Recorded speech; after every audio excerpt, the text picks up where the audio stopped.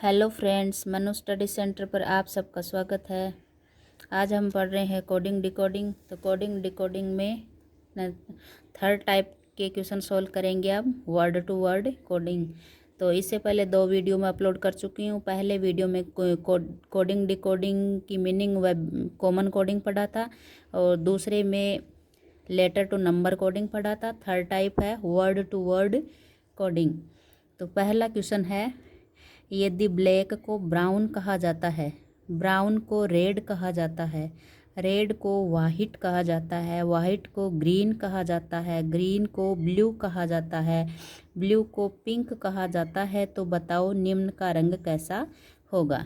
तो इसमें दे रखा है ब्लड, रक्त। तो ब्लड का रंग एक्चुअल में कैसा होता है? रेड होता है, लाल होता है। तो अब इसमें देखना है कि रेड को क्या कहा गया है।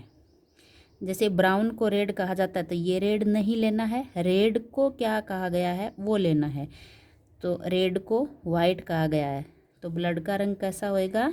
White, WHITE, white. यानी एक्चुअल में ब्लड का रंग रेड होता है, और रेड को क्या कहा गया है वो यहाँ पे लिखना है। तो रेड को वाइट कहा गया है, तो ब्लड का रंग क्या होएगा? वाइट होएगा, कोड के अकॉर्डिंग इसमें। फिर है मिल्क, दूध का रंग। तो एक्चुअल में मिल्क का रंग होता है वाइट। अब इसमें देखेंगे वाइट को क्या कहा गया है, तो वाइट को ग्रीन। तो मिल्क का रंग कैसा हो गया? ग्रीन। फिर है क्लियर स्काई, साफ आसमान। तो साफ आसमान का रंग कैसा होता है? ब्लू होता है। अब इसमें ब्लू को क्या कहा गया है? ब्लू को पिंक कहा जाता है। तो साफ आसमान, क्लियर स्काई का रंग क्या हो गया? पिंक। फिर है फ्रेश ग्रास, ताज़ा घास।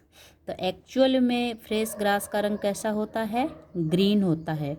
अब ग्रीन को क्या कहा गया है? ग्रीन को ब्लू कहा जाता है। तो फ्रेश ग्रास का रंग क्या हो गया? ब्लू। तो ऐसे वर्ड टू वर्ड कोडिंग करेंगे। दूसरा क्वेश्चन है, यदि बरसात को जल, जल को सड़क, सड़क को बादल, बादल को आकाश, आकाश को समुद्र, समुद्र को पगडंडी कहा जाए, तो बताओ वायुयान कहाँ उड़ेगा। तो एक्चुअल में वायुयान कहाँ उड़ता है? आसमान में। अब इसमें आकाश में उड़ता, तो आकाश को क्या कहा गया है वो देखना है। तो आकाश को समुद्र कहा है, तो वायुयान कहाँ उड़ेगी? समुद्र में।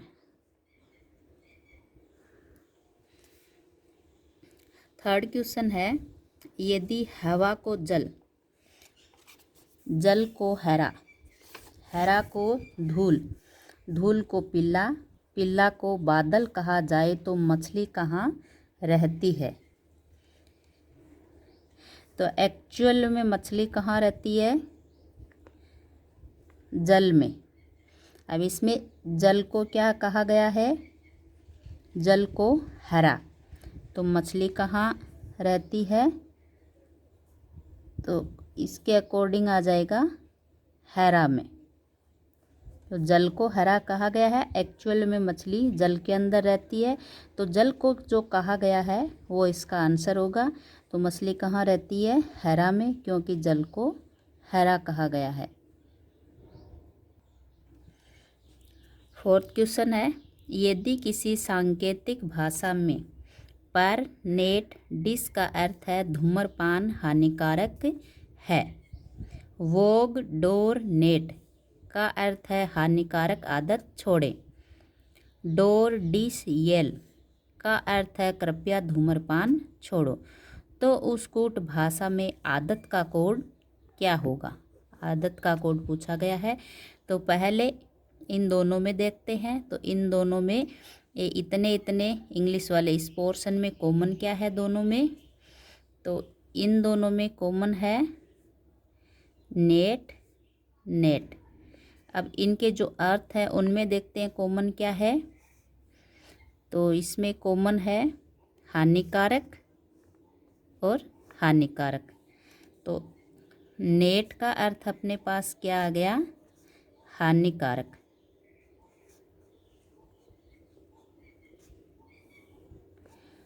अब इन दोनों में देखते हैं कॉमन क्या है। तो इसमें डोर और डोर कॉमन है। अब इन दोनों में देखते हैं कॉमन क्या है।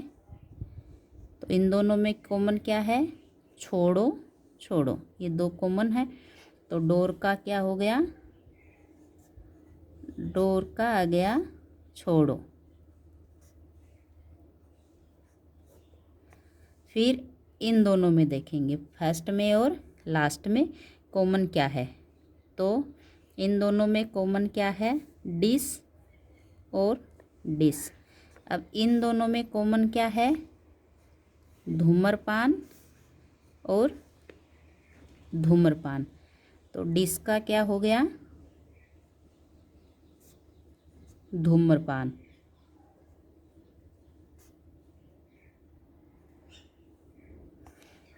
अब अपन को पूछा है आदत का कोड। तो आदत का कोड, आदत इस लाइन में है। तो इसमें नेट का अर्थ आ गया अपने पास, डोर का आ गया, इधर हानिकारक आ गया और छोड़ो आ गया। बचा कौन, इधर वॉक बचा और इधर आदत बचा।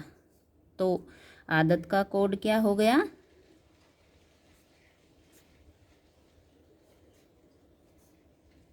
वॉक। तो ये हो गया अपना आंसर।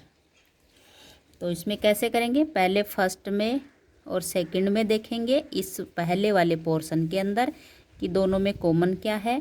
फिर इधर वाले पोर्शन में देखेंगे कि दोनों में कॉमन क्या है।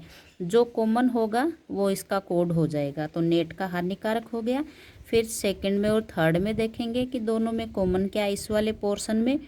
तो इस वाले पोर्शन में जैसे डोर कॉमन है और इस वाले पोर्शन में छोड़ो कॉमन है, तो डोर का हो गया छोड़ो। फिर फर्स्ट में और थर्ड में देखेंगे कि कॉमन क्या है और इधर भी देखेंगे कि कॉमन क्या है। तो डिश था तो डिश का धूम्रपान हो गया। अब अपन को आदत का देखना था। तो आदत है इस वाले सेंटेंस में सेकंड में। तो इसमें ये भी आ गया था कॉमन में, ये भी आ गया, इधर ये कॉमन आ गया, ये कॉमन आ गया, बचे ये दोनों।